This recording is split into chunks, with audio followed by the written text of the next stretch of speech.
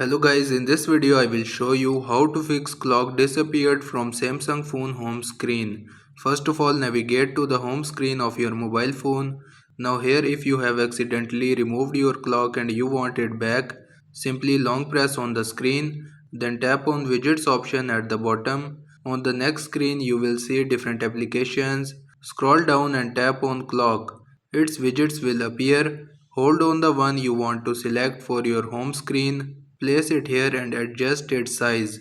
Now if you don't find the clock widgets here, it means that it may be in the hidden applications. To view it, long press again on the home screen. Tap on the settings option at the bottom right corner. In the home screen settings, scroll down and tap on the hide apps on home and apps screens. You will find the clock application here. Tap on this minus sign on it, then tap on done and your clock application will appear with all the other apps. But still, if you don't find the clock application here, it might be a case that it's not installed in your device. So open the Play Store and search for the clock. You will see a variety of clocks. You have to select the clock by Samsung Electronics. So install it from here and then you will be able to use it. This is how you can fix clock disappeared from Samsung phone home screen.